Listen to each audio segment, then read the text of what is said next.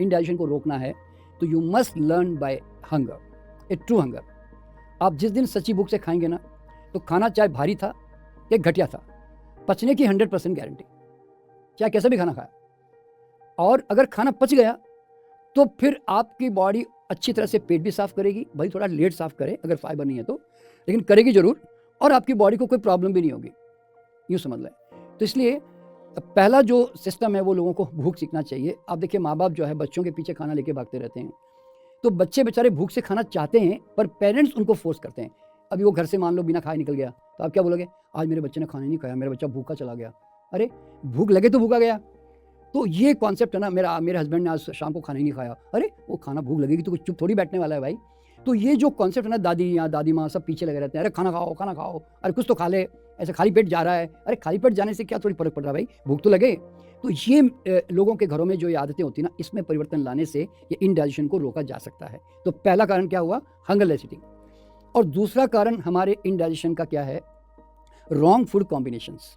हम जो आहार खाते हैं ना, तो शरीर का एक नियम क्या है कि body can digest and handle at a time one kind of food. Body एक साथ बहुत तरह के स्टार्चेस और प्रोटीन्स को डाइजेस्ट नहीं कर सकती। तो हम लोग क्या करते हैं, वेराइटीज ऑफ फूड एक साथ खा लेते हैं। हम लोग नॉर्थ इंडिया में जो खाना खाते हैं, हम रोटी खाएंगे, रोटी के साथ हम दही भी खाएंगे, दाल भी खाएंगे, पनीर भी खाएंगे, बेसन भी खाएंगे, आलू भी खाएंगे। तो कितने तरह के स्टार्चेस और प्रोटीन्स हम एक साथ खाते हैं, और बॉडी में ऐसा कोई लॉ नहीं है कि ये तेरा के पनीर ये तेरा जूस, या आलू ये तेरा जूस, या रोटी ये तेरा जूस, समझे ना। तो इस तरह से क्या होता है, एक फूड का प्रॉपर डाइजेशन शुरू होता है, बाकी सब फर्मेंट सड़ते हैं पेट में। तो इसीलिए at a time one kind of food is properly digested. जैसे हम सिंपल रोटी सब्जी खाते हैं ना, रोटी सलाद सब्जी रोटी जल्दी पचेगी, दलिया जल्दी पचेगा, खिचड़ी जल्दी पचेगी, चावल दाल जल्दी पचेगी। क्यों, सिंपल आहार है, वैरायटी नहीं है। वैरायटी का मतलब भी माल न्यूट्रिशन, समझे ना। तो जनरली जो वेजिटेरियन, क्योंकि हमारे साथ वेजिटेरियन लोग जुड़े हुए हैं, तो कभी भी जो रोटी दाल खाते हैं ना हम लोग, उसके साथ कभी भी दूध दही पनीर नहीं खाना चाहिए, क्योंकि वो हमेशा पेट में सड़ता है। ये सबको समझ जाना चाहिए, तो आपका पेट में कभी गड़बड़ नहीं होगी। रोटी दाल के साथ में कभी भी फल जूस और चीनी गुड़ शहद भी नहीं लेना चाहिए, क्योंकि ये शुगर से जल्दी पचती है और पेट को जल्दी छोड़ देती है, और आप देर से पचने वाले खाने के साथ इसको जोड़ देते हो। जैसे कोई बैलगाड़ी के साथ बैलगाड़ी बेचकर फिर हवाई जहाज भेज रहा है ना पीछे से, ऐसा हो जाता है। तो इसीलिए खाने में कभी भी जो है फ्रूट्स और जूसेस हमेशा खाली पेट अलग से लेना चाहिए, खाने के साथ कभी मिक्स नहीं करना चाहिए। और खाने के साथ ज़्यादा जो खटाई खाते हैं ना, जैसे नींबू इमली अमचूर टमाटर, बहुत सारी खटाई खाते हैं, तो सिट्रिक एसिड जो होती है ना, वो अल्कलाइन जूसेस को मार देती है, जो स्टार्च के डाइजेशन के लिए सीक्रेट होता है। तो रोटी चावल दाल जो हम खाते हैं ना, उसका डाइजेशन फिर अच्छा नहीं होता। इसलिए खटाई जो है ना खाने में बहुत रेयरली या ओकेशनली कुछ खास सब्जियों में होनी चाहिए, नहीं तो ऐसे आदत नहीं डालनी चाहिए कि सब में नींबू निचोड़ रहे हैं लोग, ऐसा होता है ना, ऐसे दालों में निचोड़ रहे हैं, सब्जियों में निचोड़ रहे हैं, ऐसे जैसे शकरकंद खाते हैं तो उसके ऊपर निचोड़ देते हैं, आलू के ऊपर निचोड़ देते हैं, तो वो उसका डाइजेशन अच्छा नहीं होता फिर। तो इसलिए कोशिश करें कि दूध, फल और खटाई, ये तीनों चीज़ें आपने जैसे ही हटाई, समझो आपके स्वास्थ्य से हुई सगाई, यूँ समझ लें आप।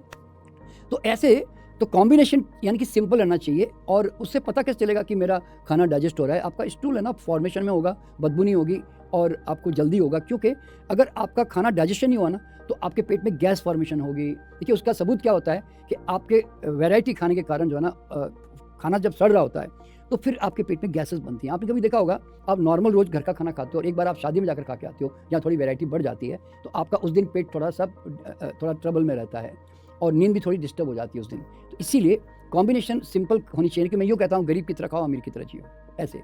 तो भूख से खाया, सिंपल खाना खाया, तो उससे फिर इनडाइजेशन, गैस, एसिडिटी, ये वर्ड्स कभी होंगे ही नहीं, ये समझ लो। और अगर एसिडिटी है उसके बावजूद भी, तो आप हाईली एसिडिक खाना खा रहे हैं।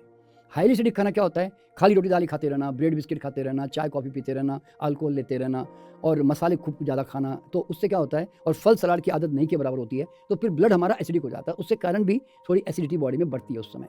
तो ये बेसिक कॉज अगर कोई आदमी ठीक कर लें, तो उससे फिर उसको कभी भी इंडाइजेशन, गैस, एसिडिटी कभी नहीं होगी।